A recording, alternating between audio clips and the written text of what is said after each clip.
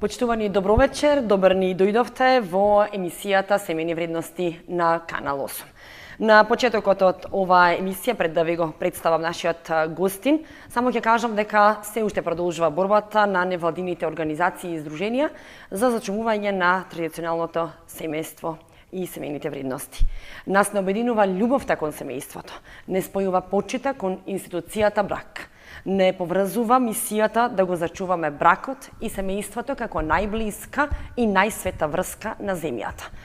Подршка во зачувувањето на традиционалното семејство дава и Македонската православна црква, па вечерва наш гостин во емисијата Семени вредности е отец Ивица Тодоров, свештеник во МПЦ, со кој вечерва ќе зборуваме повторно на темата зачувување на бракот и семејството. Добро вечер, отец, добро ни дојдовте за прв пат во емисијата и во студиото. Добро вечер и благодарам што ме поканивте. Интересна тема, неисцрпен извор, би рекла, на разговор, на информации за кои треба да зборуваме. На почетокот од емисијата да објасниме европската идеологија за семејството и семејните вредности. Која е таа идеологија и што заговара?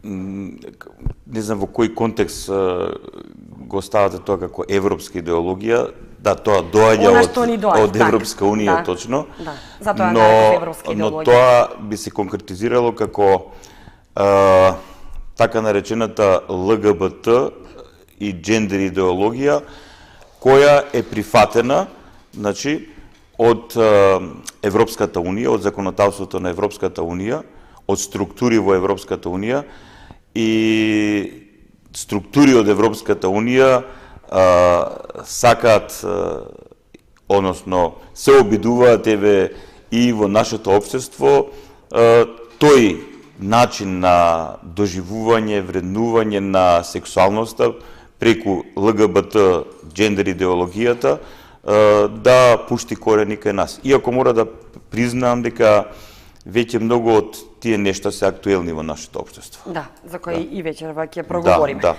Морам на почетокот да споменам дека на 11 март беше усвоен законот за спречување и заштита од дискриминација. Само ќе ми дозволите да прочитам дел од тој закон. Согласно законското решение се забранува секоја дискриминација врз основа на раса, боја на кожа, потекло, национална или етничка припадност, пол, род, сексуална ориентација, родов идентитет, припадност на маргинализирана група, јазик, државјанство, социјално потекло, образование, религија или верско уверување, политичко уверување, попреченост, возраст, семена или брачна состојба, имотен статус, здравствена состојба, лично својство и општествен статус или која било друга основа. Едно ваше размислување во однос на придобивките, би рекла, можеби во наводници од ово законско решение, колкуто е во функција на заштита на унапредување на правата и слободите на граѓаните, наспроти заштитата на традиционалното семејство и традиционалните вредности. Гледано површно, овој закон нема никаков директен контакт со прашањето поврзано со бракот и семејството. Реков гледано површно и гледано индиректно. Затоа реков во наводници придобивките. Иако овој закон сам по себе си е потребен во демократско општество, ние сме демократско општество и како такво сепак некого да дискриминираше, прво не е христијански, не е човечки, камоли па демократски и така натаму, но во позадината на сето тоа има еден друг момент. Тука се отвори можноста, значи, структури на луѓе со сексуална ориентација таква како што ја имаат, преку тоа што преку овој закон се заштитени, значи не смеат да бидат дискриминирани од општеството, и јас се сложам дека не смеат да бидат дискриминирани, но ако ги следиме искуствата во европските земји, ние гледаме дека процесот на актуализација на таа ЛГБТ джендер идеологија особено започнува преку додевањето на овие сексуални малцинства или ориентации во Законот за антидискриминација. Значи, прво едно општество забранува да бидат дискриминирани таквиот тип на сексуална ориентација или доживување на полот, родот и така натаму, следниот чекор е затоа што тие како такви се полноценни граѓани на општеството, следниот чекор е отварање на прашањето за редефинирање на бракот, дека бракот не е природна заедница, како христијанин би додал и од Бога благословена заедница како меѓу маж и жена. Значи тие процесот би се одвивал понатаму со редефинирање на бракот, каде што под брак не би се подразбирала заедница помеѓу маж и жена, туку заедница помеѓу два партнера кои може да бидат од исти пол, машки пол, женски пол или од некаква джендер насока, затоа што кога се говори за родовата идеологија, односно квир идеологијата, квир прашањата, джендер прашањата, значи тука нештата не застануваат кај полот, нема само машки пол или женски пол или така натаму, туку таму се отвара доживување на сексуалноста во многу контексти, социјален, личносен, флуиден. Значи, джендер идеологијата отвара себе само доживување на многу начини. Значи, до пред некое време имаше прифатено негде околу 15 родови идентификации, значи джендер идентификација, значи може да се дефинираш како сега су машко и женско, или не сум ни машко ни женско, или сега не сум ни машко ни женско, него сум не знам тамо што. Значи, целата работа е што сите овие аспекти, затоа што се со овој закон поставени така во општеството, утре задутре, се зависи како ќе оди процесот, а како што ќе оди нашето приближување кон членство во Европска унија, значи ние гледаме дека структурите кои се од тамо прават притисок преку нашите политички партии, полека тоа што е кај нив како норма, вредност или модел, полека да биде на еден начин актуализирано и воведено и кај нас, значи да се редефинира бракот. Значи тоа нема нешто да се случи утре и задутре, значи тоа е процес. Нивниот процес оди кон тоа да се редефинира бракот, да се воведе можноста за истополови бракови, кога ќе се или квир или джендер, потоа кога ќе се редефинира бракот и ќе се воведат еднополови бракови, се отвара можноста за усвојување на деца и после тоа се отварат еден куп други прашања за промена на полот, за можноста државата да учествува во промена на полот, па потоа затоа што во државата ќе се наметне овој принцип на джендер идеологијата, ние веќе гледаме во некои западни земји, но и во регионот, конкретно имаме во Бугарија таков пример, каде што тие прават притисок преку општеството и државата во образованието, значи да не се говори за тоа дека постојат момченца и девојченца, машки и женски и така натаму, туку се да биде полово неопределено, самото дете да си го дефинира својот пол, да си го доживее својот пол. Значи тука се отварат многу прашања. И колку тука ќе бидат повредени правата на оние кои сакаат да ги зачуваат самините вредности? Тука и како ќе бидат на ударки? Мора да се признае, мора да бидеме објективни, значи се уште никој не го допира законот за брак и семејство. Законот за брак и семејство, во законот за брак и семејство се дефинирани нештата, што е тоа брак и семејство во рамките на нашето општество.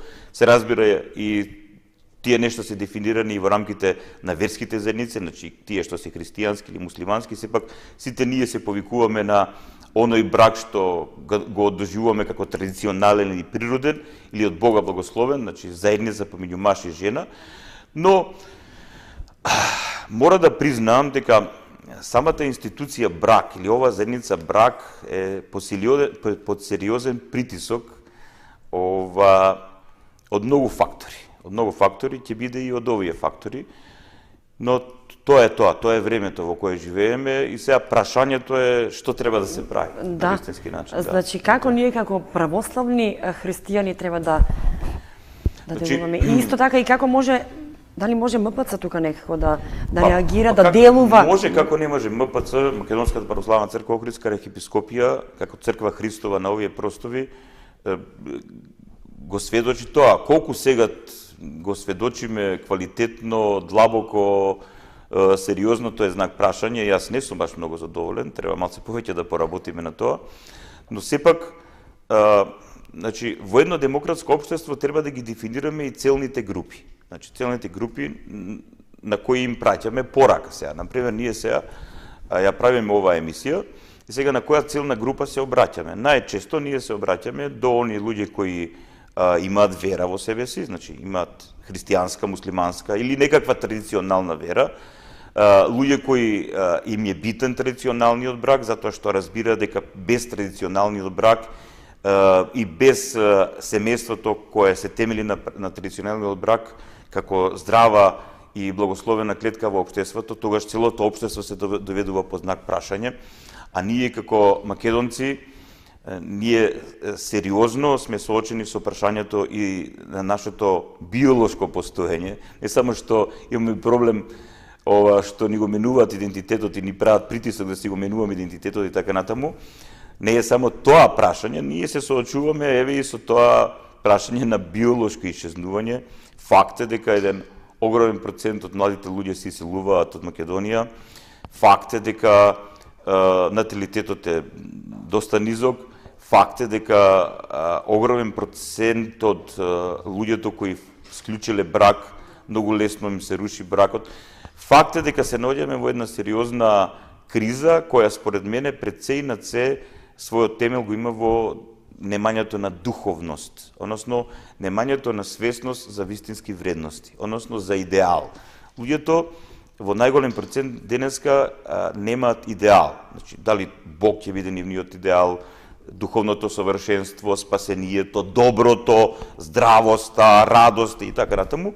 Денеска нашите сограѓани во најголем процент влегуваат во состојба на прагматичност, практичност и се гледаат низ призмата на својот интерес, на својата его поставеност и таквиот начин на доживување на животот без идеал, без вредности, без норми, вистински здрави норми на постоење.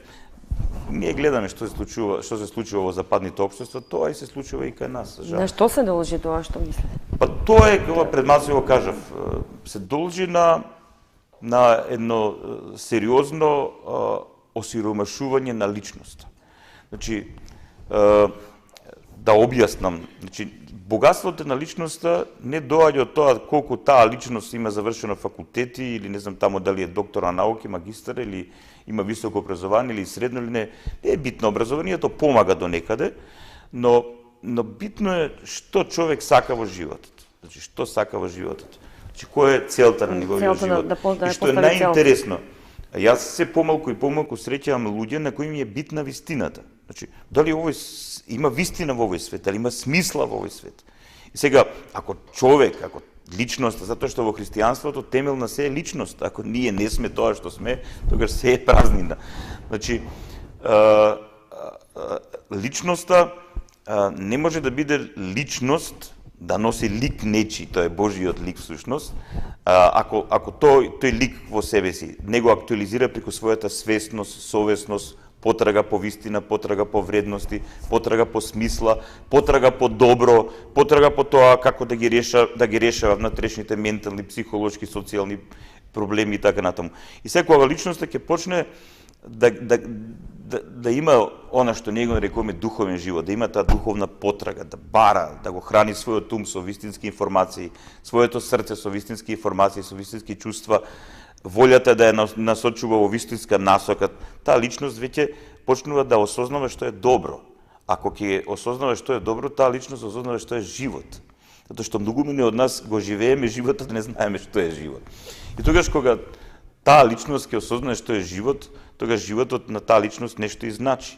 Значи, тоа е тоа. И таа личност е богата. Значи, не е празна, не е сиромашна, не е пустелија внатре. Значи, тие личности се богати со мудрост, со духовно искуство, со присуство Божјо, со радост, со вистина и така натаму. Тоа е тоа. Колку Македонската православна црква и вие како свештени лица можете да делувате еве за ова што го зборуваме, бидејќи може ли да се случи утре да дојдат двајца мажи или две жени и да ви речат да мора да склучите брак? Вака, утре нема да се случи, но после некој временски период како што тргнал да работите, сигурно и тоа прашање ќе се отвори. Еве, МПЦ за сега тоа не. Значи вака сега, ама тоа е веќе јасна работа, затоа што како што државата има свое законодавство, ние имаме свое законодавство. Значи, ние имаме свое законодавство. Нашето законодавство се темели на ова. Значи, на Божите заповеди. Сега вака, ако тоа што ние го имаме како законодавство и вистина не е во сооднос со тоа што светот ни го налага и така натаму, или она што светот го има како законодавство е спротивно во однос на нашето законодавство, тогаш тоа што светот го нуди, нема да го прифатиме како вистина. Христијаните со векови се жртвувале за својата вера. Мартириос, тоа значи да бидеме сведоци на верата. Ние гледаме и на запад и на исток во различни христијански конфесии, вистинските посветени христијани говорат за времето во кое живееме, говорат за сите предизвици и говорат дека вистината откриена од Бога е таква каква што таа е и надвор од таа вистина нема живот, нема смисла. И затоа ние мора да се бориме. Сега, но тоа ако со закон, ако е со закон. Што ако е со закон, ако тој закон е антихристов, ако тој закон не е морален, ако тој закон не е полезен за моето општество, за мојата татковина, за мојот народ, што ако е? Многу закони се донесени, ама не се правични. Така да, што со тоа? Погрешна ли е перцепцијата во нашето општество дека услов за влез во Европската унија е толку признавањето на истополовите бракови? Тоа не е точно, тоа не е точно. Тоа е, значи, секоја држава сепак да се влезе во Европска унија, тоа е една сериозна тема, можете да поканите некој кој повеќе е информиран од мене за тоа, јас сум информиран не толку доволно. Европска унија бара стандарди, значи, тоа се така наречени копенхашки стандарди,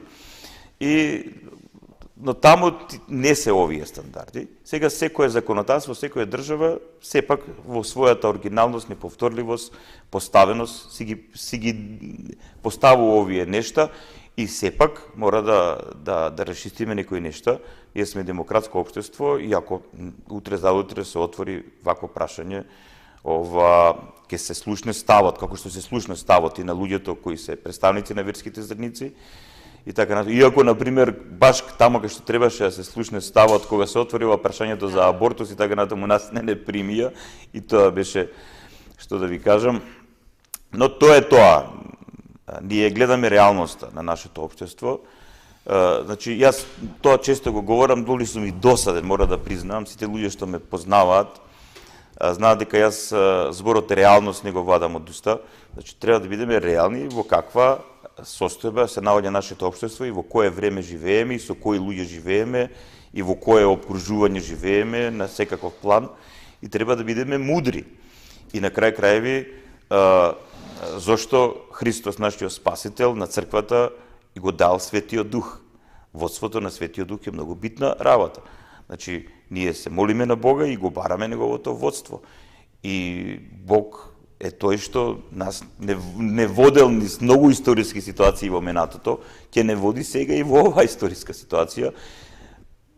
Во овој свет, што да кажем, ако гледаме реално, има и осија и од рајот, но многу адски моменти има во овој свет и да не бидеме наивни. И за тоа е тоа. Нашата цел како црква, како христијани, како Христови ученици, е пред се и над се да ја потикнеме совеста и свесноста кај оние луѓе кои се уште се во состојба на здрава менталност, на здраво расудување, на здраво размислување. Има и така. Има ли? Има. Кажете ми, ајде да објасниме што вие подразбирате под семени вредности и како во ова општество можеме да се потрудиме ние како христијани па и црквата да се зачуваат тие семени вредности, тоа традиционално семејство. Имаме ли некоја, да речеме, стратегија? Имаме. Имаме? Јас во рамките на нашата црковна општина Свети Петар и Павле Ѓорче Петров, ние имаме наш мисионерски центар. Исто така, јас сум преседател на Движењето за организирана духовна обнова на Македонија. Ние постоиме од 2005 година и конкретно една од нашите цели е формирање на таква стратегија и ние го говориме следното, дека причината за кризата на бракот денеска е во кризата на личноста. Затоа што еден добар процент од личностите денеска не се зрели и подготвени да го носат подвигот на бракот. И затоа доаѓа до развод. Значи, бракот, брачната заедница, според православното христијанство, според Божјата вистина, е модел на живење каде што духовно, ментално, биолошки подготвени зрели личности ќе можат да остварат едно заедничко живење, значи заедничко живење кое ќе се темели на љубов и ќе биде мотивирано од љубов. Затоа што јас многу често го цитирам она што го вели апостол Петар, љубовта покрива многу греови и недостатоци.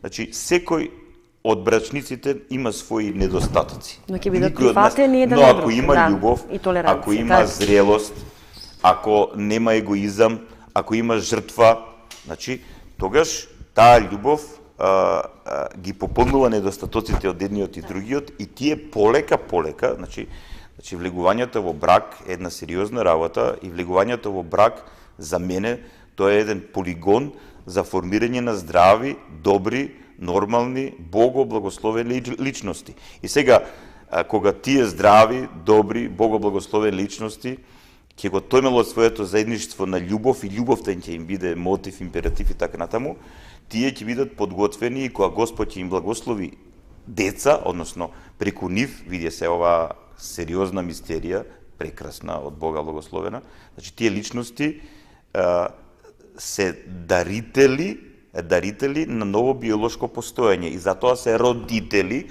родитело, од тамо родител, они кои раѓаат тело.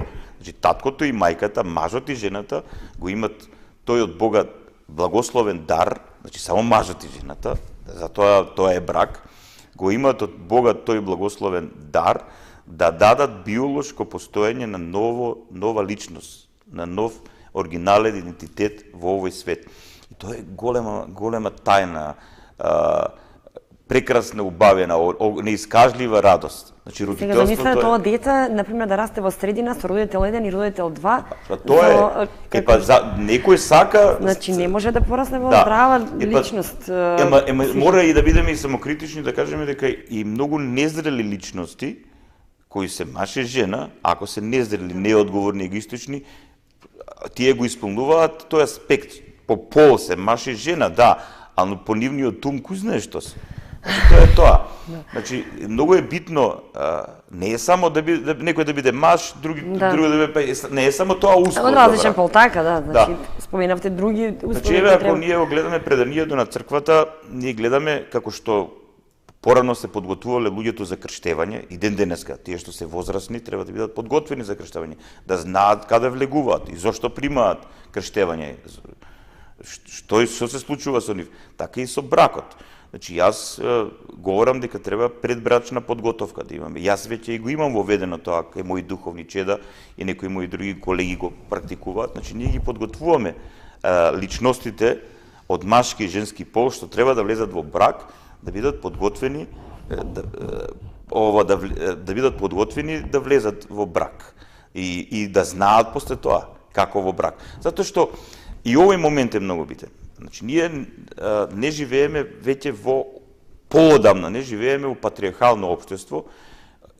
Тоа е многу сериозна тема, што тоа подразбира, што се подразбира патриархално. Но ние сме живееле до едно пред 100 години, плюс минус, во патриархално општество. И сепак децата ги гледале своите родители, вујко, чичко, тетка, стрина, значи тоа искуство за брак, плюс минус се пренесувало за тоа заедничко живење. До денеска гледаме дека прво контактот меѓу родителите и децата е намален. Колку родителите имаат време да се занимаваат со децето, образовниот систем нема воспитен аспект во себе си и таков тоа е едно друго сериозно прашање. И сега црквата како заедница е таа што во ова време треба да помогне, а всушност и тоа е наша одговорност, тоа е заповед од Господа, ние на нашите членови да им помагаме да духовно да растат. Значи црквата е таа која треба да помогне да има еден здрав процес на духовно растење, зреење, подготвување на личностите за да се влезе во брак. И сега кога се влезе во брак, односно, јас сум сведок на такви личности кои влегуваат во брак, нивниот брак има вкус, нивниот брак има смисла, нивниот брак носи во себе си порака. И сега, кога останатите, например, луѓе кои се во брак го гледаат нивниот брак, тогаш се прашуваат каде е успехот на вашиот брак. И сега тие луѓе го кажуваат тоа, значи кои се нештата кои придонеле, и тоа е мисијата на црквата и тука треба да се работи многу. Затоа што од кукумјавчење, сега јас сум човек кој сум општествено активен и така ја разбирам својата вера, значи ние живееме во демократско општество и ние како православни христијани, значи како македонци, не е битно која етничка заедница, значи како православни христијани сме граѓани на ова општество. И сега како граѓани на ова општество, суверенитетот на ова општество се темели врз нас граѓаните. И ако суверенитетот се темели на нас граѓаните, тогаш ние треба да кажуваме, сведочиме, говориме, нудиме каков модел сакаме да се живее во тоа општество. Но ќе согласите дека современиот човек сака да верува дека традиционалниот брак е веќе нешто изживеано. Кој современ човек сега? Тоа е многу. Па не знам, во ова современо општество. Не, ја познавам такви, види, ја познавам такви луѓе на кои им пречи. Па се ја знам дека ќе имаат деденца, дека не им треба влегување во брак, ама сваќате се. Тоа е егоизам. Значи ја познавам мажи кои би сакале да имаат по 5-6, освен да имаат сопруга дома, да имаат и 5-6 швалерки. Ако има доволно пари да ги издржуваат. За такви во наводници современи луѓе зборувам. Значи, не има вака сега. Значи, може да говориме за секакви луѓе. Затоа што бракот го сваќаат како обврска. Нели? И е обврска. И сега не сакаат да имаат обврска. Самиот збор обврска, да имаат потомство. Значи, самиот збор обврска говори дека во темелот на тој збор е зборот врска. Значи, нешто, па сега, може ли нешто да биде без обврска во овој свет? Може, ако сме ние супер егоисти и другите луѓе да ни служат на нашето его. И ние без обврска да ги градиме. Дека има такви личности. Тоа е демонизам. А тоа е патологија. И има такви личности. И плюс мора да признам дека современиот начин на живот продуцира такви личности. Тоа е факт. Но таквите личности се општествено деструктивни. Тие се деструктивни, уништувачко настроени се кон себе и кон се околу себе. Но ги има се повеќе. Има, не велам дека нема, тоа е тоа. Но Христос, самиот наш Спасител, ни рекол дека во овој свет Царството Божјо нема да го најдеме. Царството Божјо, вели Христос, е внатре во вас. Значи, ние за таа совршена состојба на постоење за кое се подготвуваме и за кое Христос не подготвува, се подготвуваме од внатре. И таа совршена состојба ќе настане после второто Христово доаѓање, воскресението од мртвите, страшниот суд и тој што ќе помине.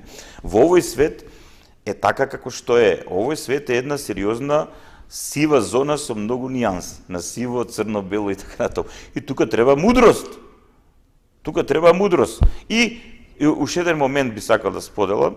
Значи, има еден аспект во менталниот склоп на македонецот, кој ни останал од оној претходниот режим, систем, од социјализмот и така натаму. Значи, таму така беа поставени работите, државата се грижеше и така натаму. Но тој систем заврши, веќе таа идеологија не постои.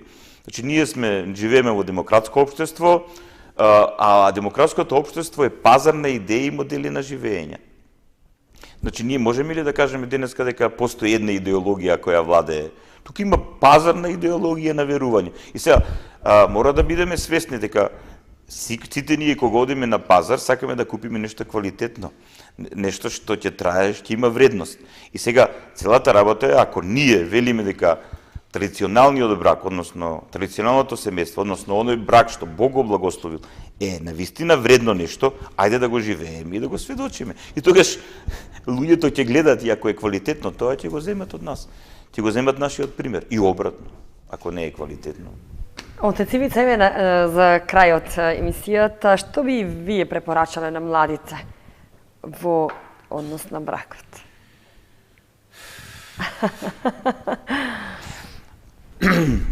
Значи,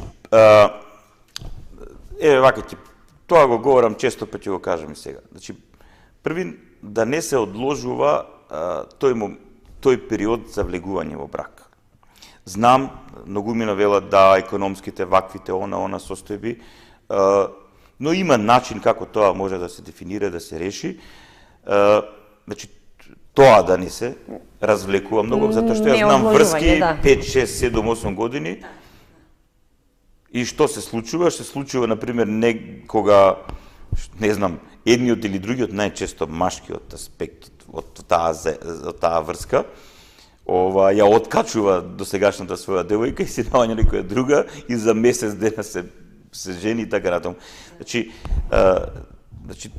тука треба да се има одговорност, значи, како што треба, плюс јас сум многу загрижен од нивото на зрелост и одговорноста на современите мажи денеска. Мора да признам дека еден голем аспект на феминизмот и на сите тие крикови кај жената е немањето на вистински мажи. Не говорам мажи по пол, да бидеш маж, не значи само да имаш машки пол. Значи треба да бидеш маж, треба да бидеш човек кој има одговорност, има храброст, има мудрост, има трпение, значи треба да работиш на себе, мажевност. И таму кај што има мажевност, има и женственост. Тоа е тоа. Значи, тој момент и друг момент што ми е многу битен, изборот на брачниот партнер. Значи, многу често тука се лизнуваат луѓето и за брачен партнер взимаат личност која според нив е најблиско до нивната фантазија за брачниот партнер. Без да проверат каков е тој во реалноста и така натаму и така натаму. Тоа е фантазија една и затоа после тоа кога ќе влезат во реалниот живот, им се руши фантазијата и доаѓа до прекин на брачната заедница. Значи јас имам многу препознатливи аспекти како да го препознаеш својот брачен сопатник на вистински начин. Една, искрено до сега никогаш не промашила е, кога ќе го најдете тој човек, маж или жена, не видно, зависи кој, значи да не ви е досадно во негово присуство. Значи да не ви е досадно во негово присуство. Да секогаш ви тече разговорот, да секогаш имате што да си кажете, вашите души да бидат отворени една за друга. И нека се караат, и нека се не... Битно е еден со друг да се отворени, да се надополнуваат и да се клесаат. И сега полека таа заедница ќе опстои. Но ако некој влегол само со некаква фантазија или со некакви очекувања проблематични, вакви онакви, да не влегуваме. Да, обично имаат очекувања, има така очекувања, дека и па после се разочараат. Ама тоа е сам си ја прави сметката, знаеш. Да. И се разочаруваат. Но не може да се најде идеалниот партнер. Нема идеален. Не. Кој е, прво дефинираме го идеалниот. Мислам и да има идеален, ако ја не сум идеален, еве џабе со тоа, што со тоа. Значи нема ништо идеално. И затоа темелот на она што ние го нарекуваме христијанство е духовниот живот. Значи личноста да расте, да се развива, да се усовршува, да се формира. Треба да работиме внатре во себе си. Ако не работиме внатре во себе си, ништо не правиме. И тоа е тоа. Но многу е битен тој момент, пошто најчесто ми се жалаат околу тоа, досадно ми е, пошто ќе исчезне тој хормонален аспект на некаква сексуална полова привлечност и они немаат никаков друг контакт, духовно, душевен контакт, немаат и светоглед, тотално се странци. Или ќе се почне да се изневеруваат еден со друг и пуга тоа. И затоа треба да се отвори 4, односно да се отворат и биолошките очи. Да, битно е таа другата половина да ти привлекува симпатија, да ти потикнува симпатија, но да се отворат и духовните очи, да видиш што има внатре во некој Мајте ќе речем незиниот дека тоа со карактер. текот на времето исчезна, значи станува формално, станува. Ако не може... се вака, значи брачниот живот е уметност. Значи тоа е тоа како што се во животот, ако јас тоа често го споредам со огин, ако запалиме огин, ако не го храниме огнот со дрва, тој ќе изгаси. Значи нашиот духовен личен живот, кој јас не го хранам со причест, со молитва, со читање на Свето писмо, со мој дух, па ќе се изгуби верата, се губи. Значи само Бог е нешто што е апсолутно во својата полнота и нема потреба од ништо. Ама ние луѓето имаме потреба од интеракција, од надополнување, од хранење емотивно, ментално, духовно, сексуално, идејно и се. Пројава на нежност, на внимание. Тие нешта треба да ги отвориме малце повеќе во. Тоа е во однос на бракот и во однос на во секој аспект. Добро, и во однос на ние немаме на стварање култура потомство. Може ли тука некој совет еве од вас?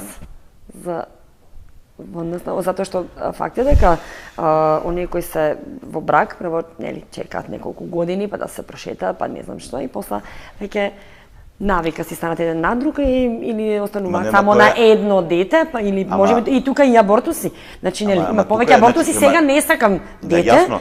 Нели? Ама јас кажав пред малку и неколку пати тоа го повторив.